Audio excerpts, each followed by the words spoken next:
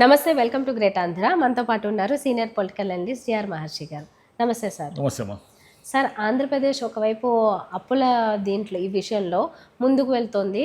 And ఇప్పటి వరకు చంద్రబాబు నాయుడు గారు వచ్చిన తర్వాత ఇచ్చిన హామీల్లోంచి ఎంత డబ్బు ఎగ్గొట్టారు లాంటి కథనాలతో సాక్షి పత్రిక ఏమో ఒక కథనం విడుదల చేసింది.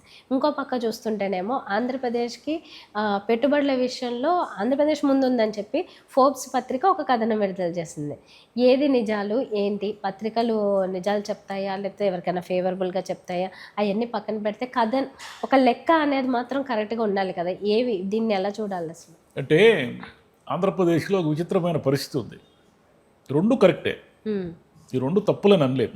ఒకవైపు ఏమో వీళ్ళు చెప్పిన లెక్కలు కరెక్ట్. సాక్షి కథనంలో ఏమేశారు, అయ్యా చంద్రబాబు నాయుడు గారు మీరు ఇచ్చిన సూపర్ 6 హామీల్లో మీరు ఇచ్చింది ఎంత, ఎగ్గొట్టింది ఎంత అని వాళ్ళు ఈ 18 నెలలు దాదాపు 2 ఏళ్ళకి అనుకోండి లెక్కలు తీస్తే 1,45,000 కోట్ల రూపాయలు ఇప్పటికి చంద్రబాబు నాయుడు గారు జనానికి ఎగ్గొట్టారు వాళ్ళ కథనం ప్రకారం. ఎలా ఎగ్గొట్టారు అంటే వాళ్ళు చెప్పేది ఏమిటంటే, మీరు సూపర్ 6లో మహిళలకి 1,500 రూపాయలు అనేది ఎగ్గొట్టారు, 3,000 రూపాయలు నిరుద్యోగ భృతి పర్మనెంట్గా ఎగ్గొట్టారు, దాన్ని ఎప్పుడు ఇస్తారో తెలియదు, అమ్మక వందనం 1 ఇయర్ ఎగ్గొట్టారు, తర్వాత రైతుకి డబ్బులు 20,000 ఇస్తామని దాన్ని ఎగ్గొట్టారు, అంటే 7,000 రూపాయలు ఇచ్చి, తర్వాత సిలిండర్ల విషయంలో కూడా ఇదే వెనకడుగు వేశారు. ఆర్టీసీ బస్సుల్లో మహిళలందరికీ 1 ఇయర్ ఆలస్యంగా ప్రారంభమైన మహిళలందరికీ అన్ని బస్సుల్లో ఇస్తాము, చెల్లెళ్ళు మీరు పోయి తీర్థయాత్రలు చేయండి అన్న చంద్రబాబు నాయుడు గారు లిమిటెడ్ చేశాడు దాన్ని. అంటే 5 సర్వీసుల్లో మాత్రమే మీకు ఎక్కడానికి ఉంది. కాబట్టి దాని ప్రకారం ఏ లెక్కలు చూసినా ఆయన ఆంధ్రప్రదేశ్ ప్రజలకి ఆయన ఇస్తానన్న హామీల్లో ఎగ్గొట్టినంటే ఇవ్వాల్సిన డబ్బు, అంటే ప్రజలకు అందాల్సిన డబ్బు 1,45,000 కోట్ల చిల్లర అని వాళ్ళు కథనంలో తేల్చారు. రెండవది ఏమిటంటే, అప్పులు 2,90,000 కోట్లు దాటేశాయి బాబు. మీరు ఆ రోజు జగన్ గారు అప్పులు చేస్తేనేమో ఆయన అప్పులు బడ్జెట్ అప్పులేవో 3 లక్షలు చూపిస్తున్నాడు, యాక్చువల్గా 14 లక్షల కోట్లు ఉన్నాయి కార్పొరేషన్ అప్పులు, ఆ అప్పులు ఈ అప్పులు అని మీరు లెక్కలేవో చెప్పేసి ఆయన గవర్నమెంట్ మీద 14 లక్షల కోట్ల అప్పులని మీద మోపారు. ఇప్పుడు చూస్తేనేమో మీరే బడ్జెట్లో ప్రసంగంలో చెప్పారు 3 లక్షల చిల్లరే ఆయన చేసిందని. జగన్ గారు 5 ఏళ్ళు చేసిన అప్పుల్లో 80% పైన అప్పులు ఇప్పుడు ఆల్రెడీ చేసేసారు. మీరు 2,90,000 కోట్లు చేరుకున్నాయి మీరు డైరెక్ట్ అప్పులు ఇండైరెక్ట్ అప్పులు అన్నీ కలిసి. అదే ఆ మార్క్ఫెడ్ కార్పొరేషన్లు, తర్వాత సిఆర్డి అంటే అమరావతికి చేసిన అప్పులు ఇవన్నీ కలిపితే మీరు 2,90,000 కోట్లకు చేరుకున్నారు.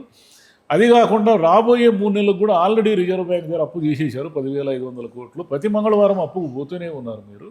ఇన్ని అప్పులు చేసి కూడా మీరు జనానికి 1,45,000 కోట్ల రూపాయలు ఇస్తానన్న డబ్బులు ఎగ్గొట్టారు సంక్షేమ పథకాలు. మీరు ఏం చేశారు డబ్బంతా అన్నట్టుగా సాక్షి కథనం ఒకటి వచ్చింది.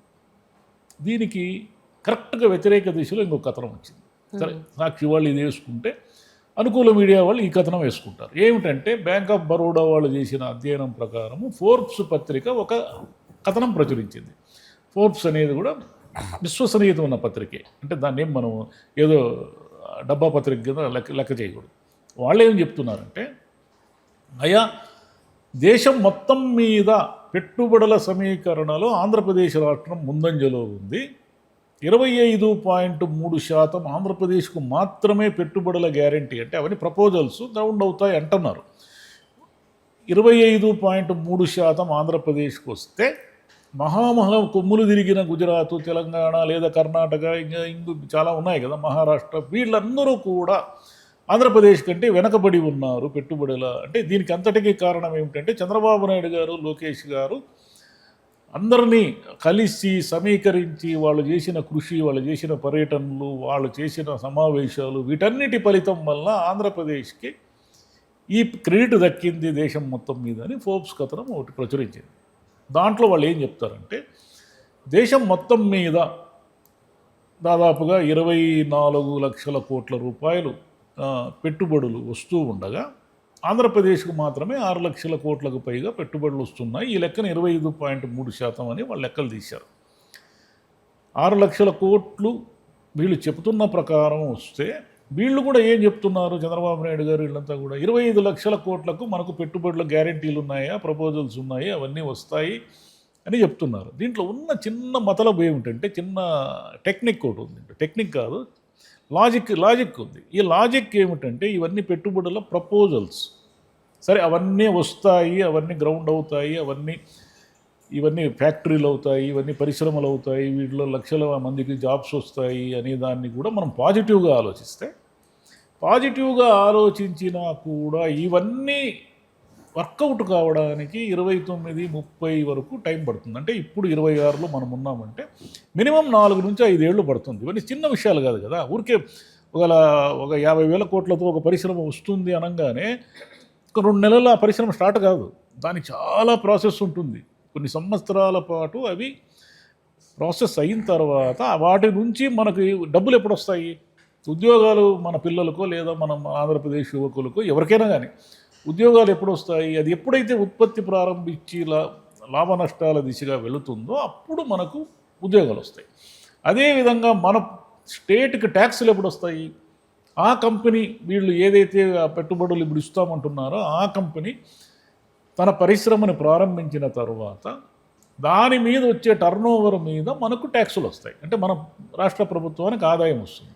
అంటే ఏ లెక్కన చూసినా చంద్రబాబు నాయుడు గారి గవర్నమెంట్ 29 వరకు వీళ్ళు వేస్తున్న పునాదుల మీద డబ్బులు ఆదాయం వచ్చే అవకాశం లేదు. మరి ఒకవైపు విపరీతమైన అప్పులు పెరుగుతూ ఉన్నాయి, జిఎస్టీలన్నీ తగ్గిపోతున్నాయి, ఆదాయాలు తగ్గిపోతున్నాయి. కేంద్రం నుంచి కూడా వీళ్ళు సరిగ్గా గ్రాంట్లు తెచ్చుకోలేని పరిస్థితిలో ఉన్నారు. కూటమి ప్రభుత్వం కదా, మీరు కేంద్రం మెడల్ వచ్చి డబ్బులు తెచ్చుకోవాలి కదా, ఎక్కడ తెచ్చుకుంటున్నారు? మీరు తెచ్చుకోలేకపోతున్నారు. వీటన్నిటి మధ్య 29 వరకు డబ్బులు లేని ప్రభుత్వం ఎలా నడుస్తుంది అనేది అందరికీ క్వశ్చన్. సరే 29 నాటికి 30 నాటికి మీరు చెప్పిన పరిశ్రమలన్నీ వస్తాయి, కానీ ఆ రోజు మీ గవర్నమెంట్ ఉంటుందో లేదో తెలియదు. జగన్ గారు వచ్చి ఆ ఫలితాలన్నీ పొందుతారో లేదా మళ్ళీ మిమ్మల్ని జనం గెలిపించి ఆ ఫలితాలన్నీ మీకే అప్పచెప్తారో, అంటే మీ ప్రభుత్వానికి అప్పచెప్తారో అది కాలం నిర్ణయిస్తుంది. కానీ 3 ఏళ్ళు మీరు ఎలా గడుపుతారు? మీకు ఆదాయం వస్తుంది, ఎప్పుడు వస్తుంది? 3 ఏళ్ల తర్వాత మీరు బ్యాంకులో ఫిక్స్డ్ డిపాజిట్ వేశారు, అది మెచ్యూర్ కావడానికి 5 ఏళ్ళు పడుతుంది. ఈ 5 ఏళ్ళు మీరు గడపాలి కదా, మీకు నెల నెల డబ్బులు రావాలి కదా. ఈ నెల నెల డబ్బులు రావాలంటే మీకు నెల నెల జీతాలు ఇవ్వాలి, నెల నెల మొత్తం మీరు చెప్పిన సంక్షేమ పథకాలకు మీరు కొన్ని ఇచ్చినా ఇవ్వకపోయినా కొన్నైనా ఇస్తున్నారు కదా, ఇచ్చే వాటికైనా డబ్బులు కావాలి కదా. ఆ డబ్బులు కావాలి, మళ్ళీ అప్పులకు వడ్డీలు కట్టాలి, కొత్తగా మళ్ళీ అప్పులు చేస్తున్నారు.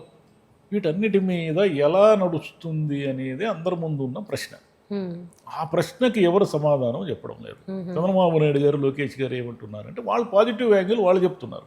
లక్షల కోట్ల రూపాయలు మేము తీసుకొస్తున్నామని వాళ్ళు చెప్తున్నారు. సాక్షి వాళ్ళు లేదా వైసీపీ వాళ్ళు ఏమడుగుతున్నారు? అయ్యా మీరు లక్షల కోట్ల రూపాయలు అప్పులు చేస్తున్నారు, సంక్షేమ పథకాలన్నీ సగం ఎగ్గొడుతున్నారు, మరి రేపు పొద్దున మీకు ఎలా నడుస్తుంది ఆదాయము? ప్రతి మంగళవారం అప్పుకు పోతున్నారు, మీరు రెగ్యులర్గా అప్పులు చేస్తూనే ఉన్నారు. ఈ మార్చి నాటికి కూడా 10,500 కోట్ల రూపాయలు రెడీగా అప్పులు ముందే తీసేసుకుంటున్నారు.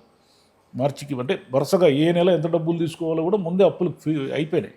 సరే సాక్షి వాళ్ళు అప్పులు అంటారు, మీ అనుకూల మీడియా వాళ్ళు రుణ సమీకరణ అంటారు అనుకోండి. కథం ఒకటే, ఏదైనా అప్పే కదా. రుణం మీరు సమీకరించిన అప్పే, అప్పు తీసుకున్న అప్పే.